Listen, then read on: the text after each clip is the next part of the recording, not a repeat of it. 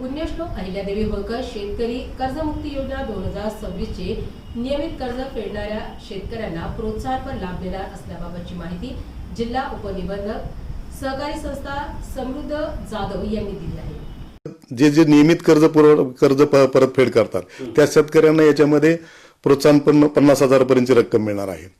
22-23 म्हणजे आर्थिक वर्ष 22-23, 23-24 किंवा 24-25 या 3 वर्षापैकी जे 1-2 वर्षाचं ज्यांनी नियमित वेळेमध्ये कर्ज परतफेड केलेले आहे त्यांना 50,000 पर्यंत त्यांना प्रोत्साहनपर रक्कम मिळणार आहे त्याच्यामध्ये। यस आणि याबाबत शेतकऱ्यांनी तर बँक लेवलला त्यांचे जे आधार, आता ही जी योजना आहे ती आधार बेस आहे, म्हणजे प्रत्येक कर्जदाराचा आधार आहे आणि आधार ऑथेंटिफिकेशन केल्यानंतर त्यांना प्रत्यक्ष लाभ मिळणार आहे।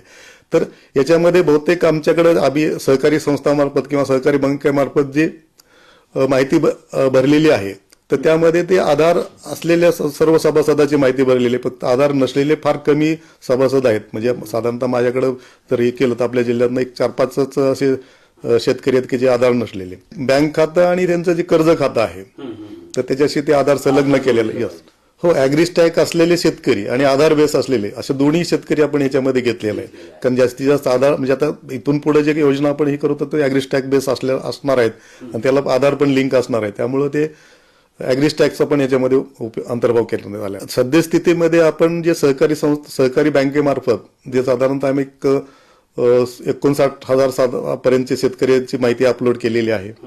तर याच्यामध्ये आता ही प्रोसेस झाल्यानंतर प्रत्यक्षात किती शेतकरी पात्र होतात तर याच्यानंतरच प्रत्यक्षात आपल्याला कळेल की नेमकं शेतकरी किती पात्र होतात। त्याच्यामध्ये आता काय इन्कम टॅक्स असेल, हे सगळं 2-3 पॅरामीटर आपण कंबाईन करून प्रोसेस होणार आहे। कालावधीचं कारण आपल्याकडनं तर माहिती म्हणजे सर्व बँकांनी, म्हणजे सहकारी बँका असतील, सर्व कमर्शियल बँक आहेत, नॅशनल बँकांनी माहिती ही भरलेली आहे, प्रोसेसिंगची प्रक्रिया चालू आहे।